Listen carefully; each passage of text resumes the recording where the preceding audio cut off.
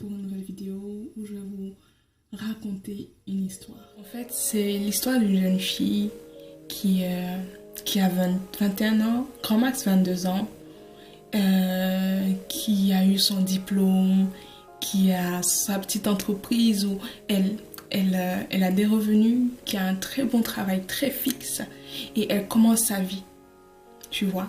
Elle commence sa vie et elle est plus qu'épanouie, elle a quelqu'un dans sa vie, donc en fait sa vie commence, elle a commencé une vie et elle est à l'aube de sa vie, elle a tout pour réussir, elle a tout pour impacter, comme on dit, sur cette terre, elle a tout pour être heureuse parce que voilà, elle a réussi. À 21 ans, elle a réussi. Elle a eu son diplôme, elle a eu un travail stable, elle a une petite entreprise et elle commence sa vie. Et une semaine après avoir posté une photo où elle allait très bien, elle était très souriante sur Instagram, on apprend son décès. Quel choc, non? Moi, je sais pas vous, mais moi, ça m'a choquée. Parce que je me suis dit, pas qu'on vit pour ça, mais on se dit qu'elle est trop jeune. On se dit qu'elle commençait sa vie. On se dit qu'elle avait tout. Elle avait un travail. Elle était paisible, en fait. Et au travers de cette histoire, je viens te demander quel est le sens, quel est le but de ta vie. C'est une carrière, c'est un mariage, ce sont des voyages, ce sont des amitiés florissantes, c'est une entreprise, c'est...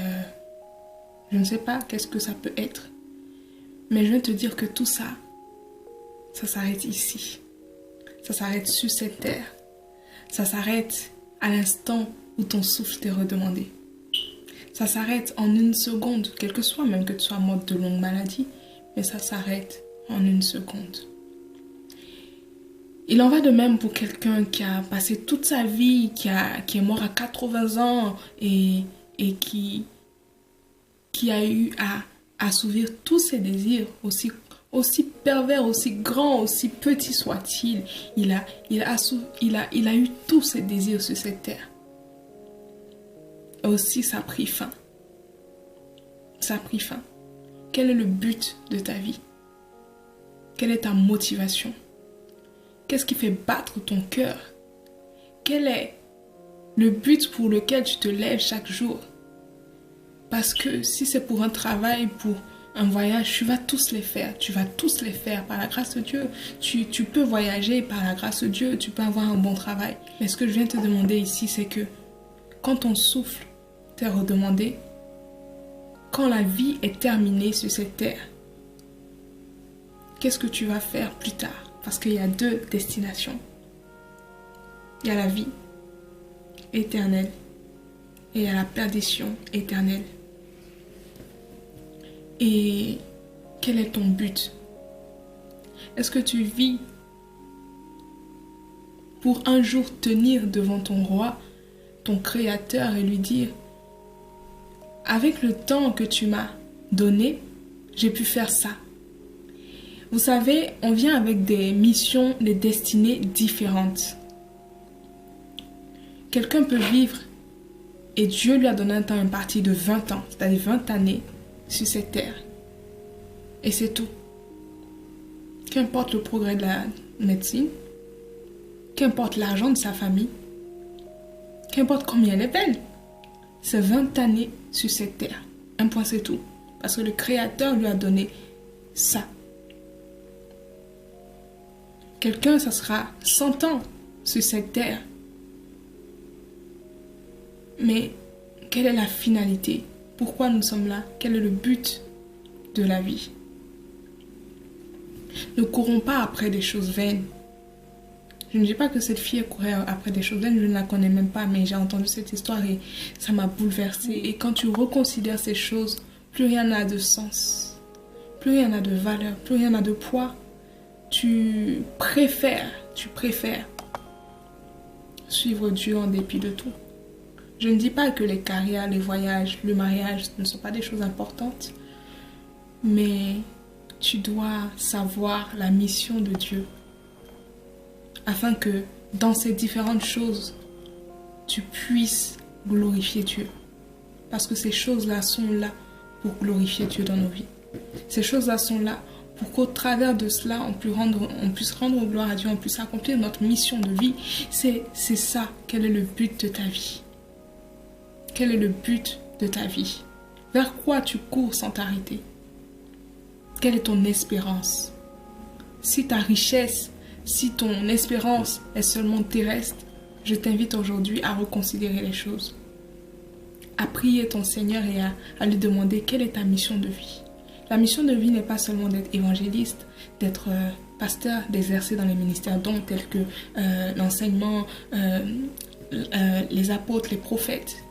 Mais le Seigneur peut t'appeler à être un avocat, à défendre, à être juste, à représenter la justice de Dieu sur cette terre. Le Seigneur peut t'appeler à être docteur, à ramener des gens à la vie, à prier, à être infirmière, à prier pour tes patients. Le Seigneur peut t'appeler à être une femme au foyer qui va élever ses enfants dans la parole, qui va aider son mari. Et ces enfants-là deviendront de grands serviteurs de Dieu. Tu peux être une babysitter qui va aider les enfants, qui va prier pour ses enfants. Tu peux être là sur YouTube, tu peux être là en train de parler de ton Dieu, mais il y a une vie qui est transformée. Et cette vie transformée par derrière fera de grandes choses avec le Seigneur. Tu ne sais pas, écoute le Seigneur. Ne te compare pas, ne compare pas ce que tu dois faire aux critères de ce monde, parce que généralement, le monde verra ça comme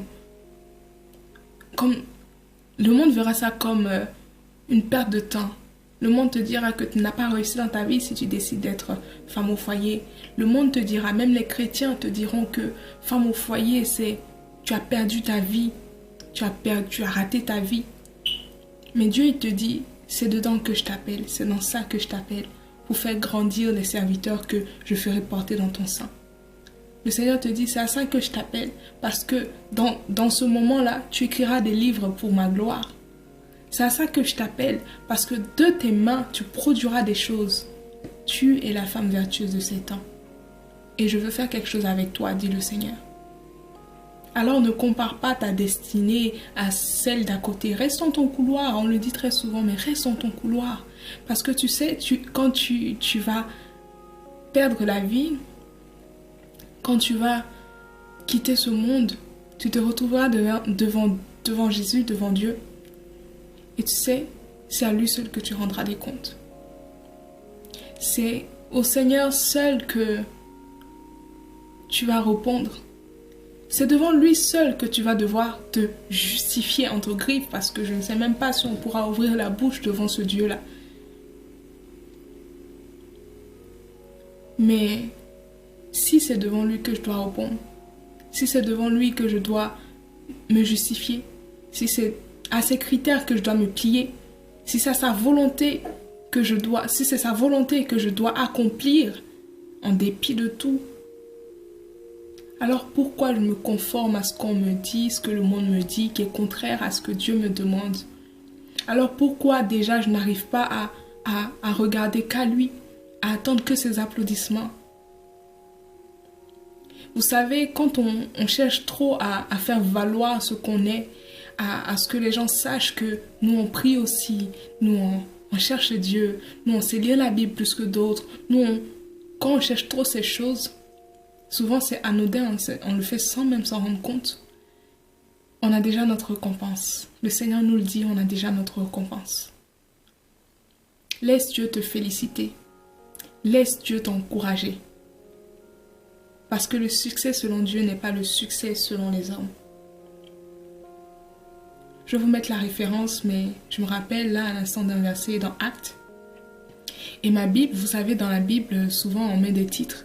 Et avant de parler, Et le titre, c'était « Le succès selon Dieu ». Et en fait, c'était les apôtres qui témoignaient, qui guérissaient des malades. Et le Seigneur dit « C'est le succès selon lui ». De un, parce que il faisait la volonté de Dieu seulement. Et de deux, parce que le cœur de Dieu, c'est le fardeau des âmes. En toute chose où il va nous appeler, il veut en fait qu'on témoigne de lui. Dans tous les domaines dans lesquels il va nous appeler, le Seigneur veut qu'on parle de lui. Parce qu'il ne s'agit que de lui. Le Seigneur veut qu'on touche des gens à venir à lui. Le Seigneur veut que par notre vie, par le temps qu'il nous a donné, quels que soient les domaines dans lesquels il nous appelle, dans lesquels nous sommes, dans les domaines où il permet que nous rentrons parce que c'est le Seigneur qui ouvre des portes.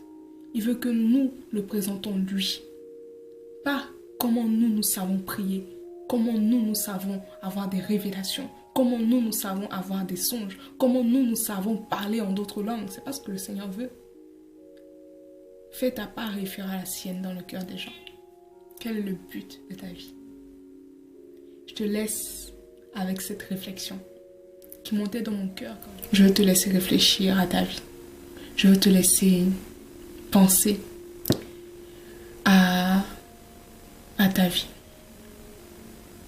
Laisse Jésus croître en toi. Bisous.